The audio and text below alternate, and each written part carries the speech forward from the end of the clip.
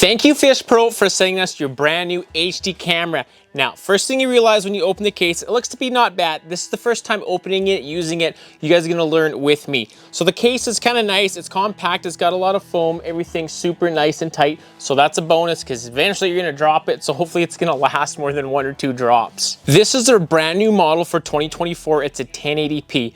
The best thing, it's a DVR. So if you guys like recording videos, upload them on YouTube, like me, you can do that. And now it comes with a 32 gig, I think I just said that. It's a micro SD.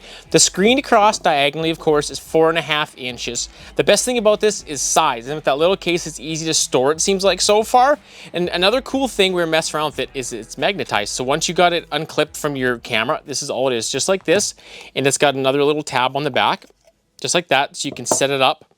Or it's got a 1/4 inch hole in the back. So lots of these mounts, like this guy right here, that's another regular tripod. It's a 1/4 inch mount. You can put it in there. You can run it off this. You can keep your wires separately. So it's kind of a nice little bonus. And like the magnetism is pretty good if you listen. So it's not going to fall off. Something super nice. Now I'm going to bring it closer. We're going to go through all the details of screens. Stay tuned to the end of the video because obviously we are going to run this out and test it and see what the fish look like. We're going to get a little more detailed now, and this is the main factor why I think it'll be a better camera. It comes with a 5,000 milliamp battery, so give or take roughly, depending on temperature, if it's in a tent, you should probably get around 8 hours. Here's the cool thing now. This is their new model that they put a USB-C on the side, so now you can charge it while you're out all day. Because lots of times, like me, I like to fish 10, 12, 15 hours at a time, and if you got the internal batteries you can't charge, you're virtually done with this. You're done with your camera for the day. So this way you can record all day when the battery's going dead, or just keep it charged, keep a power bank on it, and you can go all day. So that's an absolutely huge bonus that they did with this model. A couple more of the quick features, which are basically common to a lot of these cameras.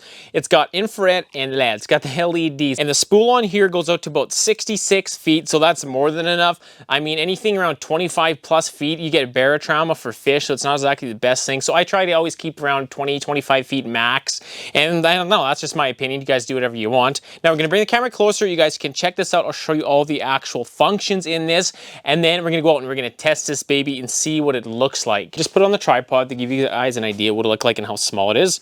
And this is the functions right in the front, very basic. And then the side here, it's got a little cover, kind of waterproof. The SD card goes in the top. Your USB-C is in the bottom. Is obviously C is better than B. It will charge a lot faster.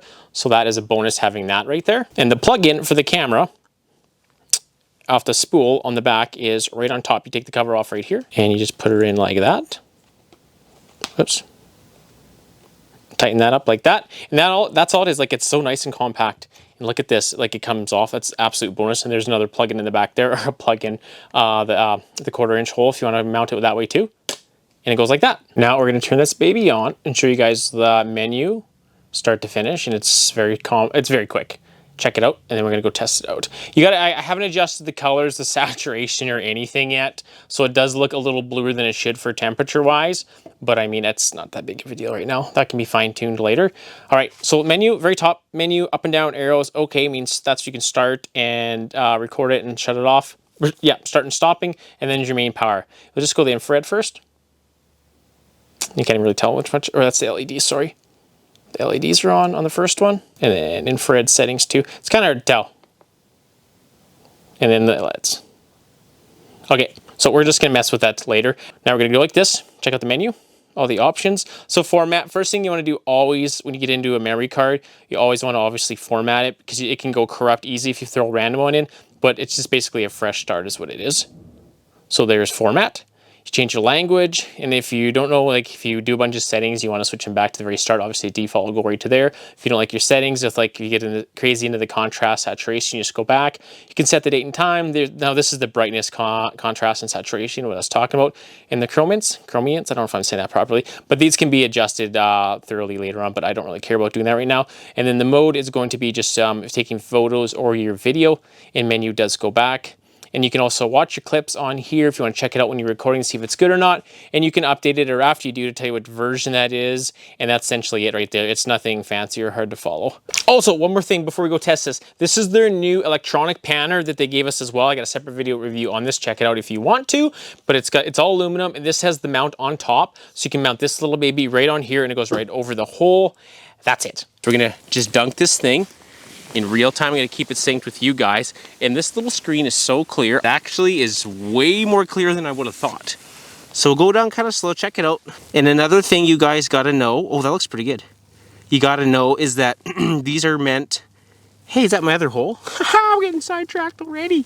These little cameras, since they're a little smaller and lighter, they have weights that come with, and I totally forgot mine at home. So the weights are ideal because it'll just draw it down and keep the camera a lot more stable. And where we're at, roughly, it's about 12 feet because I fish this area quite a bit.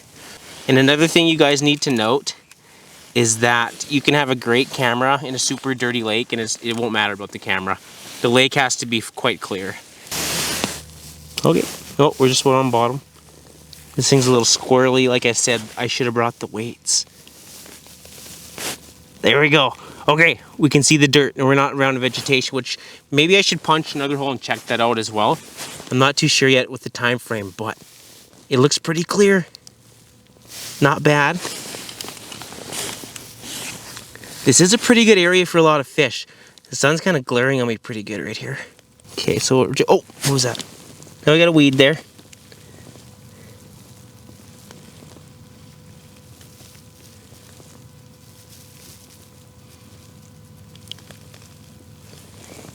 And I did not bring a fishing rod or nothing, just the camera.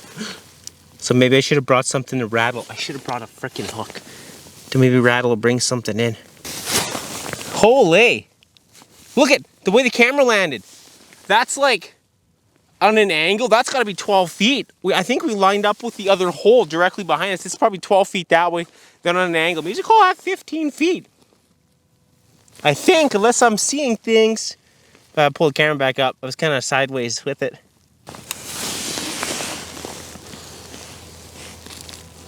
Oh, we got vegetation. This is what I kind of wanted to, because then you get a good depth of field. And the weeds still should be up like they are here because we just got snow on the ice. So it's usually they evaporate after a while, after the snow's been on it. It kind of cuts down the light. But until then, usually they stay standing for a while. So here we go. Yes, yes. We did it. This is just as good as fish right now. This is how much I wanted to find this. Now try and go steady. Love it. Looks good. Really good. We got some aquatic life. Yeah. Like it? We need a big old pike to run through there. That would be pretty sick. I'm just gonna keep going slow for you guys and panning. Look at under the ice. You can see right up. That is so cool. That is so cool. Keep turning. Go down a little more. Oh yeah. It's like a little labyrinth in there. We gotta see a fish. Because if they're hungry, they're gonna be hunting shallow for sure. And the thing is, when all the weeds are there, the bait fish are gonna be there hiding. So, oh, come on, please give us a fish. Please, please. Oh, that's way out on the ice. That's a long ways out too. Oh, we got a good shot of a weed right here. Ha! Weed trout. Right in front. Nice. What a beauty. Can't top it other than getting a fish. So there you guys go. Really hope this helped you make your decision up. I think it's a pretty good camera. This is the first time using it on the ice, other than playing with it in the garage. It is their new model this year, and I'll probably use this for a backup or for a second hole for sure, because I really like it. Pretty sick. And the best thing, like I said, you can charge it with a power bank while you are fishing to keep on fishing all day. Thanks a lot. Subscribe if this helped you guys out. Got a lot of videos coming this year. Appreciate you.